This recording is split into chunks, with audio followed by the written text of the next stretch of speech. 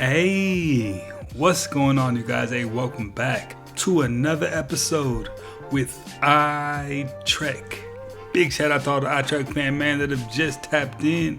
Shout out to the chat, man. W's in the chat. If this is your first time here, what we like to do is take a look at the most interesting and creepy videos from all around the internet and evaluate for ourselves whether these are fact or fake. If you haven't already, go ahead and smash that like button for me. Smash that subscribe button if you're not already a part of the iTrek fam. And let's not forget, this is all for entertainment purposes only. So let's go ahead and jump right into it. Every TV show you'll ever see they will show you a prescription bottle. You'll see somebody open a bottle and take it without saying a word, just so you are conditioned that everybody in life takes a pill. You will see a hospital scene. You will see nursing staff, doctors. You'll hear the beeping machines, or you see a waiting room, or you hear a diagnosis of a medical condition stated by one of the actors and a description of what it is. It is a constant bombardment that every time you turn on the TV, you're being medically programmed that the only people you can trust in healthcare is a person in a white coat at a medical office or a hospital. Now, he gave a highly accurate description of a predictive programming that's been going on for a long time. Don't sleep on that one. What if I told you there's a time travel paradox where something exists but has no real origin? It's called the bootstrap paradox. Imagine a scientist travels to the future, finds a book of advanced physics, and brings it back to the past. The book gets published, and years later the same scientist reads it and uses it to invent the very future they traveled to. Here's the problem. Who actually wrote the book? The knowledge just loops endlessly with no starting point. It exists because it exists. That's the bootstrap paradox, an endless time loop with no true beginning. So, do you think this means time travel is impossible, or that reality itself is stranger than we think? What is something like bizarre people have asked for you, or something common people ask for you? Oh man, I mean, okay, like I said, there's bad people and good people in the world. There's paleros. There's a lot of paleros out there, but not a lot of good ones. People ask for outrageous stuff. People ask to hurt people. You'd be surprised within family how la suegra, la yerna, no quiere a la hija, al nieto, entre familias se tiran, you know? You'd be surprised. People want to hurt people. People want people dead. And they obviously want to use a different way. Wow. Because brujeria attacks the most weakest parts of your body. When I say body, it's if you're already sick, it's going to attack that and enhance it. Wow. If you have depression, it's going to attack it and make you more depressed. Wow. If you have insecurities of a lot of shit, it's going to kill and enhance it. It's going to mess you up. Brujeria is a hell of a fucking thing. And it's always the people closest to you and the ones you don't suspect either. Have you ever seen or experienced the effects of dark magic? Oh yeah, when they broke into my house. While I'm gone, he pushes the air conditioning in. He went to the altars. That was a mistake. I cannot protect him. He violated my shrine. I can't protect him. I knew exactly who the person was. I immediately called every elder that I knew in town. This isn't about retribution. This isn't about my desire to want to do some kind of dark magic. You've got to get him to bring that back. 7 days later, he's dead. You definitely got to have some kind of death wish if you're going to try to rob somebody who deals with divination or witchcraft. It just doesn't make sense to me, because they're going to do everything in their power one way or another to get right back at you. You can actually buy this robot for the price of a used car. This is Unitry G1, and it's breaking the internet for all the right reasons. While most humanoid robots are locked away in labs costing hundreds of thousands of dollars, this thing is actually out in the wild for just $16K. We're talking about a robot that can walk, run, dance, and manipulate objects, and regular people are actually getting their hands on it. This video went absolutely viral when people thought it was fake, and the CEO literally had to post more footage to prove it was real. Then this clip got 80 million views, and everyone started calling it Uncle Bot because of how human-like it moves. And you can literally program this thing yourself. Unitry gives you full access to their SDK, so developers can code custom behaviors. That's why every G1 you see acts a little different, because people are programming their own personalities and skills into them. So unlike those $1 million lab experiments, these are actually being deployed everywhere. Research labs, tech companies, innovation hubs, everywhere. That's why you're seeing robots just casually walking around in public now and dancing at crosswalks like it's completely normal. Of course, they learn everything in virtual reality first, then that training gets transferred into the physical robot, basically teaching them skills in the digital world before they even touch reality. But this is the first time regular people can own and program humanoid robots however they want, at a pretty reasonable price. So are we ready for a world where your neighbor can program their own robot to do literally whatever they want?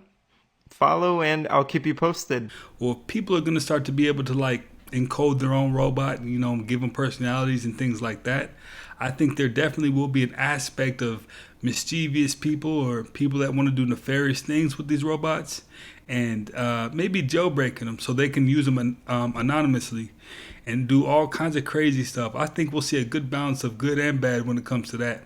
But let me know what you think. As a guy who's skeptical of ancient high technology, there's a couple of things that make it where it's like I straight up can't explain. Baalbek is one of them. You could use those cranes and lay them on their side and drag that stone across the ground. That's exactly what they did with the Thunderstone, Catherine the Great's time. But then you are tasked with lifting that son of a bitch, and all of a sudden you're right back to where you started. You can drag it across however you want, but when you get to picking it up 14 feet off the ground, more than 23 feet off the ground. Oh yeah, 30 feet, right. Is anyone else aware that the Vatican has a bunch of public information on astrology on their website? I was going through my phone the other day and I found a bunch of screenshots that I took back in around 2022 whenever these first came out. I always told myself I would go back into it, and I never did until the other day. Never thought I'd say this sentence, but don't come for me. Despite what my local church might believe, I don't speak Latin, so I had to ask ChatGPT to translate, and this is what it told me. Basically, it seems like this could have come from an astronomy book or some sort of encyclopedia, but regardless, this is just one excerpt from one page that I put in. I wasn't going through everything, but if this is something that interests you, I will absolutely do more of a deep dive. So basically, we have like a bunch of different charts here that were in it. I also found different birth charts, which I thought was really cool. Most of them were dated sometime in like the 1500s, but I did find a few back in the 1400s, which was really interesting. It took a bit of time for me to find everything because there's a lot more on there now than what there used to be whenever this first came out, and I'm talking like thousands of pages. Not even just with astrology, but just a whole plethora of different information, which is really cool. So if you want to look into this yourself, this is the website. I found most of this information under their manuscripts tab, so if you decide to go into it yourself, good luck and have fun searching. This is a man, after all, who has appeared to publicly claim to be at least 5 different ethnicities over the years. You have Italian descent? Yeah, I have some Italian. I'm a little bit Asian and was raised over there. My grandmother surely looks pure Mohawk. I'm a Russian Mongol and I'm Russian. I don't know what color I am. I'm just a simple country boy trying to put one foot in front of the other. Seagal is a person that has provided so many different conflicting wrinkles to his backstory that no one, including himself, seems to know what his backstory even is. I grew up in a very, very dangerous area, an area that was all gangsters, yakuza. I was born and raised in the blues. I was raised in Japan under some of the greatest karate masters. I was the first and only foreigner to ever run a dojo. Being a cop, I think, is special. I have a lot of pride in being a police officer, someone who really and truly is there to protect and serve. Have you ever done comedy? Yeah, I used to do stand-up. Stop, Steven. But you're not really a doctor. Well, something like that, yeah. But he told you he was a doctor. Steven Seagal, stop the cap. She took a closer look at the photo the AI created. She realized that the unknown woman looked almost exactly like her deceased mom. Even stranger, Geneva says that she had just had a conversation about her mom right before trying this AI photo app. So did the AI somehow tap into something supernatural? Or is it just a very bizarre coincidence? Your city is about to start watching you 24/7, and if you're in Seattle, it's already begun. The mayor just announced the official launch of a real-time crime center, a centralized hub that integrates license plate readers, gunshot detectors, and city cameras. Here's how it works. The crime center integrates video and data streams from all over the city. Police analysts can observe live situations. The tech can automatically highlight objects and scenes, but they said it doesn't use facial recognition or track individuals. In less than 60 days, they've used it in 600 incidents. The police chief said it exceeded my expectations. The mayor calls it evidence-based technology and is already planning to expand the system within the city. Privacy advocates call it a recipe for a surveillance state. What do you think? Personally, I think it's great. I mean, we all want a safer place for the kids. For all the people that just want to make dumb decisions on a daily basis, now they got to start making smarter ones. Let me know what you think, though. It may be hard to wrap your mind around the first time you listen to it, so you might have to watch it through more than once. But there are 5 fundamental laws of existence that remain true for every soul on every plane of existence, and they go as follows. 1. You exist. That of which exists can never become non-existent because energy cannot be created nor destroyed, only transmuted. Number 2. Everything is here and now. There is only one moment, and that is the infinite present moment. Everything happens here and now, just on a different frequency of consciousness. When did you experience the past? In that present moment. When will you experience the future? In that present moment.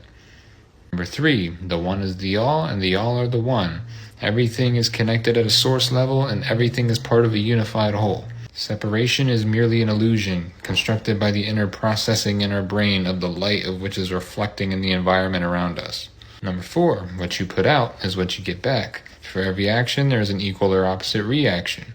Your thoughts, your feelings, and your actions all determine the reality that you perceive.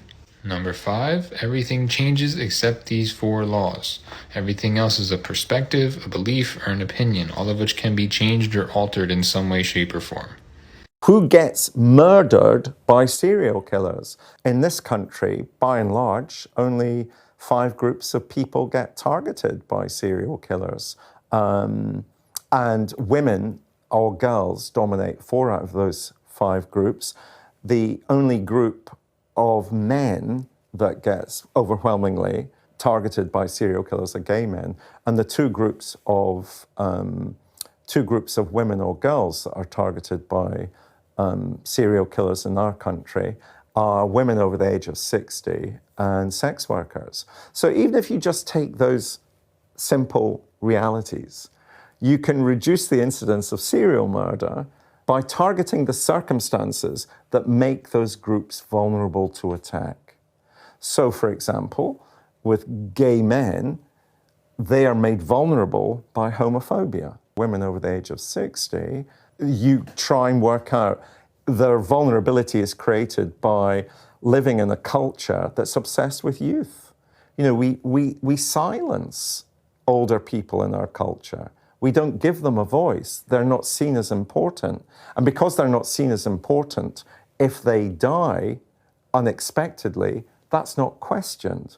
And of course, our most prolific serial killer is Harold Shipman. You know, killed 215, perhaps as many as 260 of his largely female patients, most of whom were over the age of 60. 1, 2, do it.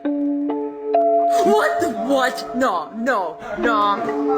Trigger, where are you going? Are you joking right now? No, are you joking right now? How are you doing that with your eyes? Your eyes are like... Hold up. That's not normal. People aren't supposed to do that like on command, are they? Let me know if you know somebody who can do that on command.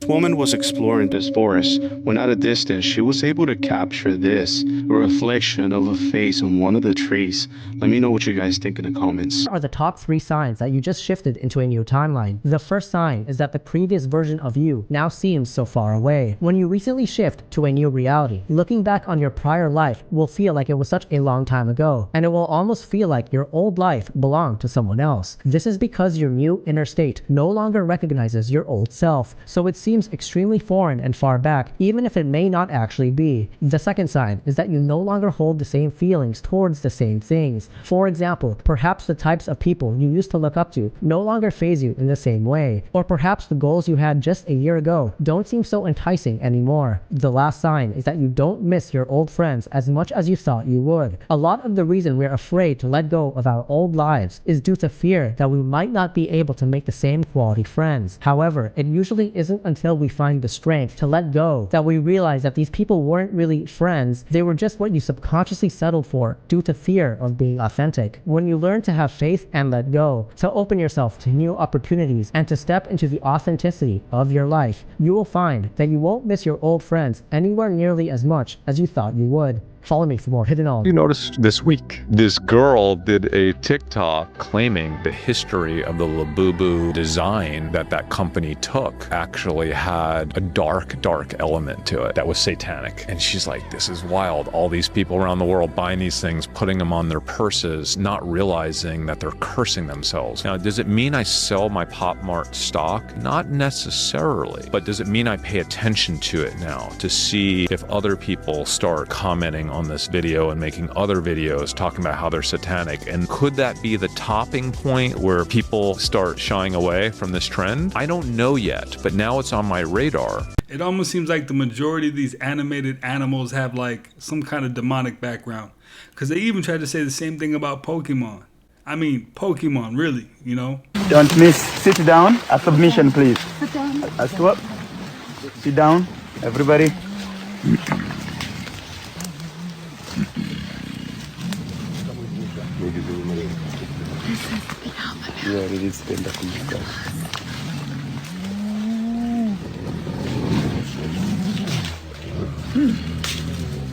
Okay, Venice. No, thank you. Anybody else seen this weird photo of Pope Francis at the Jordan River? The Pope is standing at the steps of the Jordan River, staring down into it, and when you look in the reflection, it's the Pope, and then there's something else standing beside him that's not in the photo of him on the steps.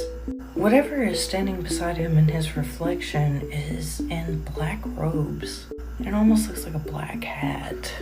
Now, a lot of people are saying that it looks like the Grim Reaper, which I do find pretty strange because Pope Francis did pass away not too long after this photo was taken. Other people said it looks like a plague doctor. I used AI to enhance the photo and it did not help. It looks even creepier now. In my opinion, whatever this thing is, it looks like there's somebody standing in front of it. Like it's two people. But what do y'all think about this? Let me know. And don't forget to like and follow for more creepy content. Good night.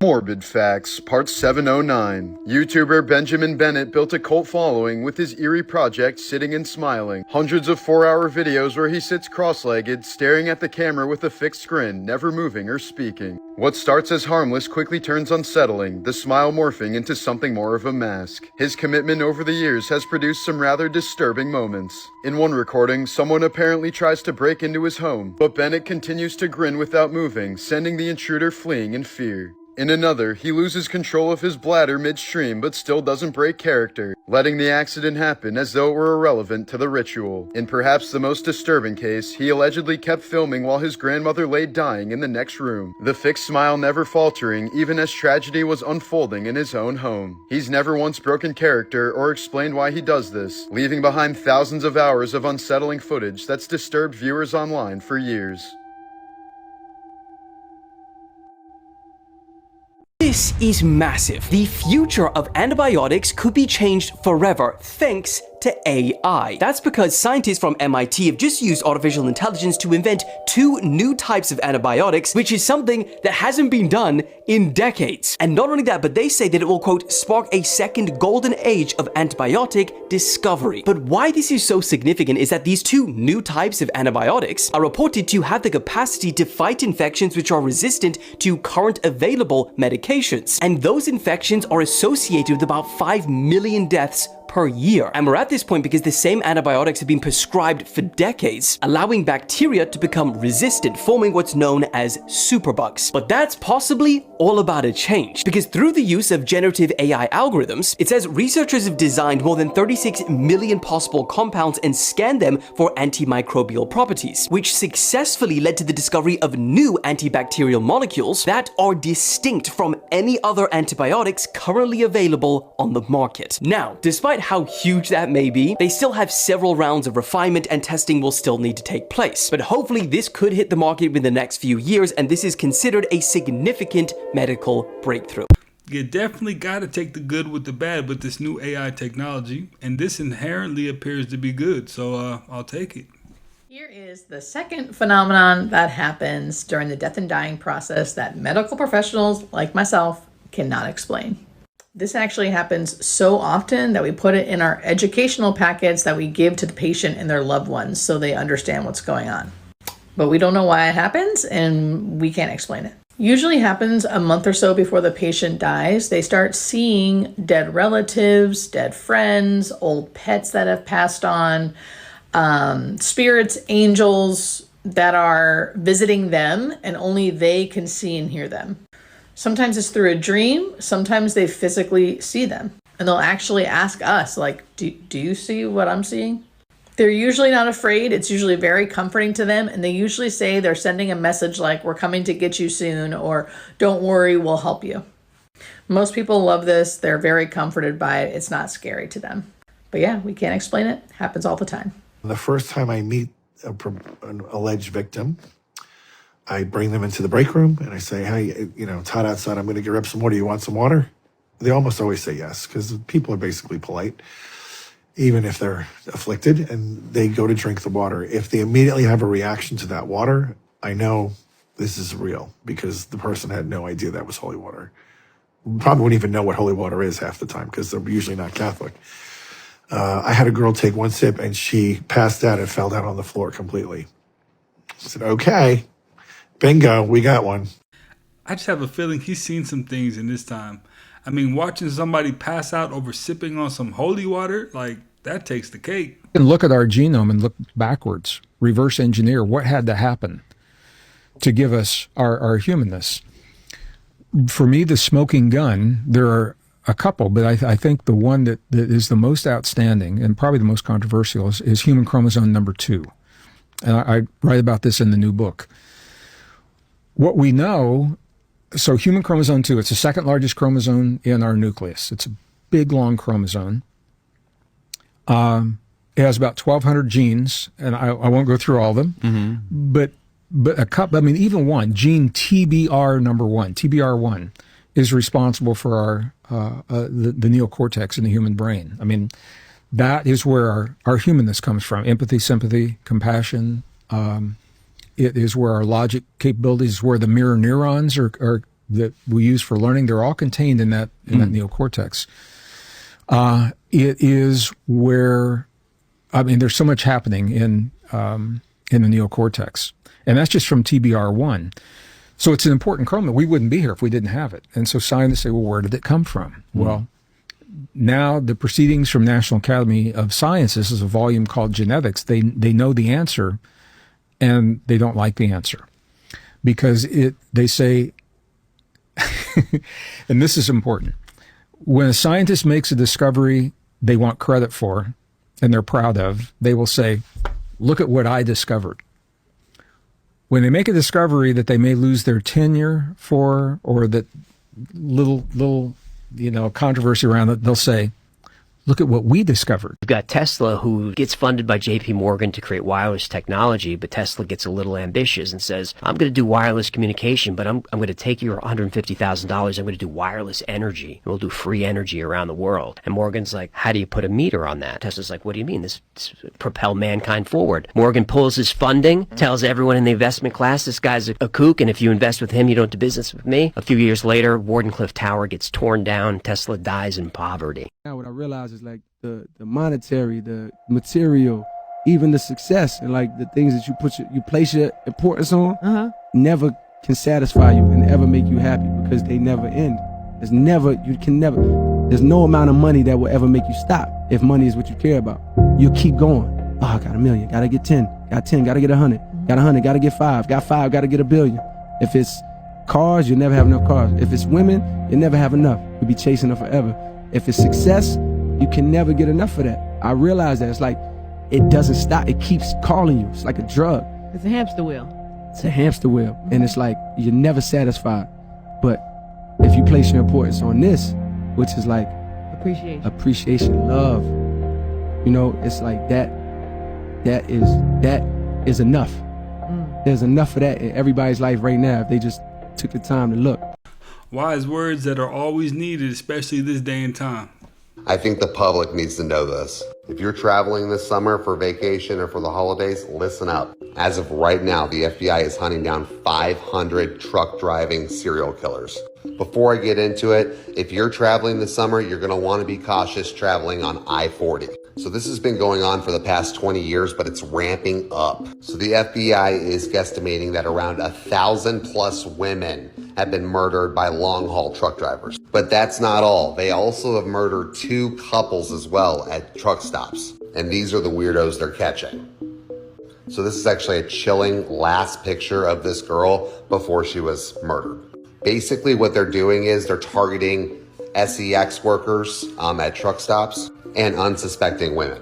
What they're doing then is basically torturing these women in the back of their trailers for as long as they possibly want to, and then they end up just murdering them. But the body count is just getting higher and higher. Basically so high that they're letting it be known to the public. So the sad part is a lot of these working girls don't have a choice. Either their PIMPs are saying, hey, you gotta go in that truck or else, or hey, you're not gonna get your DRUGS if you don't get in that truck. And they're all ending up dead. So far, the FBI has concluded that it's happening in North Carolina, Tennessee, Arkansas, Oklahoma, Texas, New Mexico, Arizona, all the way to California. Like I said, I-40 all across America. So if you're traveling this summer, be careful. If you are pulling into a rest stop on I-40, make sure your head is on a swivel, because apparently this is becoming a major issue. I've never been on the cover of Vibe. You haven't? I was on Time. Time magazine. You never heard of it, Time? Oh no, yeah, I've heard of it. I have a subscription. I didn't think they'd put you on the cover. What for? I mean, well, you don't have to think they put me on the cover because they did. It didn't have to be in your thoughts. It was in your reality. That's awesome. Congratulations. What was it for? It was for being the smartest man in pop music. That's what it said. And that was Kanye being polite about her ignorance. Closest calls to global nuclear war in history. In October 1962, during the Cuban Missile Crisis, a Soviet submarine off the coast of Cuba was surrounded by American ships. This sub was so deep underwater that it had no contact with anyone from the outside world. The US Navy started dropping harmless signaling charges into the water to let the sub know to come up to the surface. The captain of the submarine thought they were getting attacked, and all-out war had broken out above. In retaliation, he ordered the launch of a 10-kiloton nuclear torpedo against the US fleet. For the record, the little boy nuke dropped on Hiroshima in Japan was 15 kilotons, so this torpedo was no joke. But protocol required all 3 officers in the sub to approve the missile in order to launch. 2 of the 3 approved it, but the third, this guy right here, Vasily Arkhipov, did not. Due to his call, they rose to the surface and surrender, only to realize that war hadn't broken out. If they had launched that nuke against the American fleet, the US would have retaliated equally and would have almost certainly escalated to all-out nuclear war. So this guy right here, low-key saved the entire world. In 1983, Soviet early warning systems detected 5 nuclear missiles coming at them from the United States. Protocol for this warning system during this time was to launch their own nukes in retaliation before they get hit, no questions asked. Yeah, honestly, I think these situations happen more than we know. As soon as you take a spiritual path, everybody high and low knows about it. And clairvoyant people oftentimes don't realize that. They'll make friends with witches or warlocks that don't know it. You know, my wife, she was a total clairvoyant. She had what they call the cleft of God, that soft spot right there. So she could see into the other world. And most of her friends was devil. But they were just as nice. They had money, you know, prominence and everything. They didn't like me because I saw what they were, but they would convince my wife that they liked me. But I had to use the power of the spirit. I had these beautiful daughters. She told me pretend to be my wife's friend and try to get in. I said, all that put on me, not you. Spiritual law, you can't break. It'll break you. See, now when you're in tune with your spirit, it lets you know when evil lurks. I still think it's weird that, you know, the Gates family or Bill Gates owns a lot of the, you know, land in North Dakota. I think that's weird. He owns majority of the water in the United States. I think that's weird. Whatever. That, you know, weird. It's to each his own. This is for informational purpose only. But at the same time, it's just like when you go to the grocery store and you see certain products that are on there that, you know, they spray with a bunch of shit, bunch of pests. Yeah, I'm with them on that. It is pretty weird. I mean, leave the farmland to the farmers, to the people that have been doing this for years and want good for the people, right? I don't know. Let me know what you think about that, though. Only 1% of people have these personality traits. If you do too, congrats. You're officially built different. Let's see how rare you are. First one, you feel everything. Someone's upset across the room. You sense it before they even speak. That's called hyper-empathy. You're basically an emotional detective. Second, you talk to yourself a lot, and not like, where are my keys? More like deep conversations with yourself in the mirror. That's called intrapersonal intelligence. Translation, you know your own brain like a GPS. Third, you hate small talk, but you love deep convos about the meaning of life at 2 a.m. them. You might be an introverted intuitive, aka the philosopher friend who overthinks literally everything. Fourth, you get vibe alerts. Like if someone's fake, you feel it instantly. It's not paranoia, it's your brain doing background checks on people for free. So if you relate to these, you're not weird, you're rare, like 1% rare. Your personality might not be loud, but it's loud in depth. Now drop a brain emoji in the comments if you felt called out. I ain't gonna lie to you, I checked all the boxes. I check vibes easily and quickly too. Morbid Facts, Part 710. At age 15, David Bowie was punched in the eye by his best friend during a fight over a girl, causing serious damage to his vision and leaving his pupil permanently dilated. The injury gave him his iconic mismatched stare, but also left him nearly half blind, with blurred vision and terrible depth perception for the rest of his life. In Florida, a rescued otter named Splashed is being trained to sniff out human remains underwater. Unlike cadaver dogs, he can dive into murky waters where bodies are often impossible to find, sometimes because alligators drag corpses away and jam them under logs to hide them for later feeding. Splash can follow the scent through the water and mark the exact location. In 2020, 89-year-old British beekeeper Ron Hoskins lost everything in a suspected arson attack. For 2 decades, he'd been breeding super bees resistant to deadly mites, hoping to save collapsing bee populations worldwide. But vandals suddenly torched his greenhouse and shed, destroying his microscopes, generators, protective suits, and years of meticulous breeding records, while also wrecking dozens of hives containing the very colonies he had developed. Despite a police appeal for witnesses, no suspects were ever found, and in a single night, his life's mission to protect the future of bees was reduced to ashes by perpetrators that remain unknown. Hey, David Bowie learned a real good lesson about arguing over a female. I mean, if you have to argue over a female, man, she doesn't belong to you. How long do you think humans can live? I think they've been debunked. These hypotheses of aging were one of the concepts that I think an Austrian has put forth is that you are born with a finite number of heartbeats, and this is across organisms. Once you consume those heartbeats, that's it. You can't do anything beyond that. It literally falls on a linear line. So if a mouse heart beats 600-700 beats a minute, their lifespan is about 2 years, right? And elephants have a slower heart rate and they live longer. Humans are the only things on this curve that don't fit on that line. They move off of this line. So we started to do things that extended in unique kinds of ways. This is what happens when you never take your ring off, but gain 150 pounds, and the ring becomes a permanent part of you, with tissue growing all the way around the back end of that. It's going to be terrible to remove.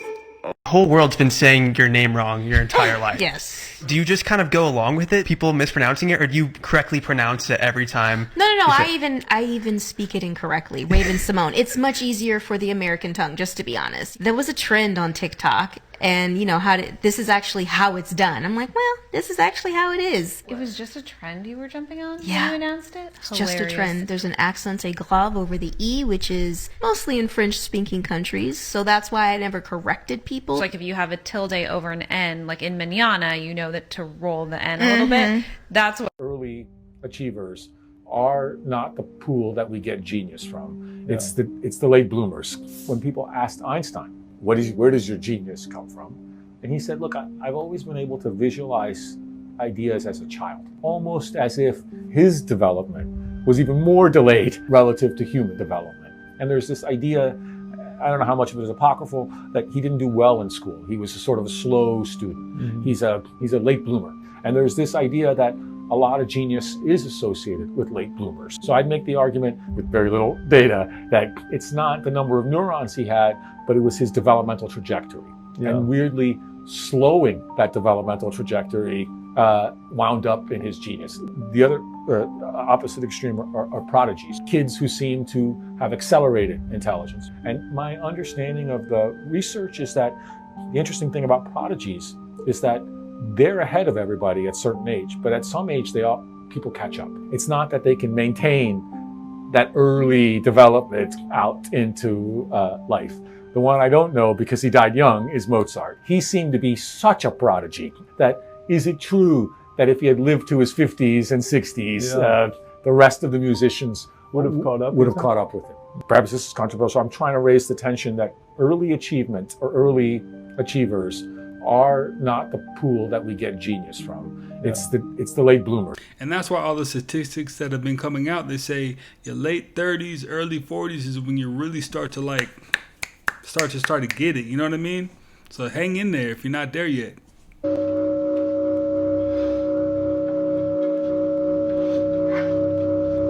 Without touching it, he appears to slide the can back and forth, claiming he's tapping into chi energy, an invisible life force said to flow through all living things.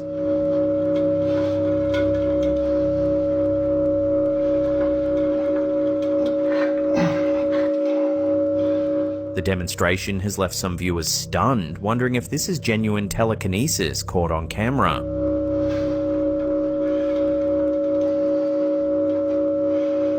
A mass extinction is an event that causes 75% of the species to die off. In today's world, where truth is devalued by the internet, it's important to think about how we know what we know. It is essential to make sure we don't go extinct, that we make good decisions. And those decisions have to be made on the idea of truth. To get to truth, you have to think about how you know what you know. High on like toad venom. And then they bury themselves in this like zombie ritual. Yeah. But the problem is like how much of that is drug induced and how much of that is psychological belief. You're talking about the rainbow serpent. The rainbow serpent, exactly. Yeah, maybe you can. I probably butchered that. Maybe you. Well, I've been to Haiti. Okay. And I've been to the voodoo ceremonies, and I've interacted with the priests. That's part of the research I've done all over the world. For people that aren't aware of the rainbow serpent ritual, can you explain what that is? Well, there are numerous rituals in Haiti where they call up the spirits, but generally they make what's called a veve, which means they take some sacred powder that they've, done their thing over, and then they make this drawing on the ground. And the nature of the drawing has to do with the kind of spirit that they're going to call forth for possession. And very fascinating to watch. They make the drawing, just like that. The spirit comes and takes over the people who are there, who are part of the ritual. Now, they've also learned that the voodoo priests can have more of a sense of awesome power if they can make zombies out of people.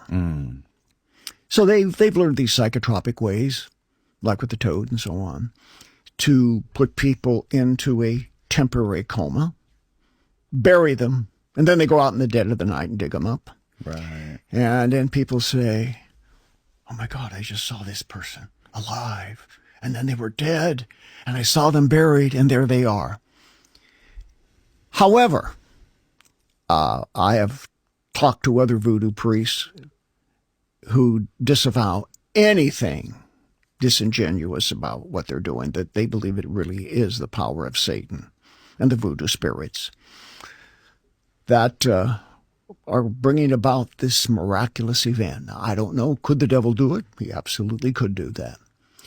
But sometimes the devil needs a little bit of a helping hand.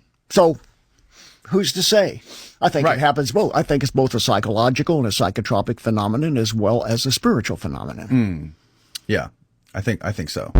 The law of vibration decrees that everything in this universe moves. Nothing rests. The body in a coffin is moving. If the body in a coffin wasn't moving, how would it ever change to dust? It's always moving. It's always vibrating. Everything vibrates. Our brain is an electronic switching station.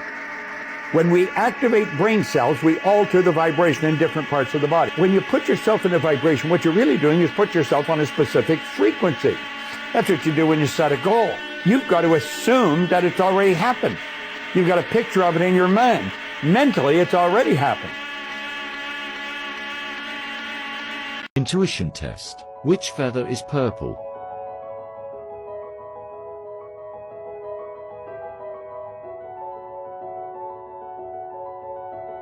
Did you get it right? Follow me for more. I mean, immediately you're thinking number 2 because it's the darkest one. I don't cap. I know everybody's thinking number 2, but if it wasn't number 2, let me know what you got down in the comments, man. Well, you guys, hey, that's another one in the books, man. I appreciate you guys for stopping by yet again and watching another one with me. If you haven't already, smash that like button for me, smash that subscribe button, and I will definitely catch you on the next one.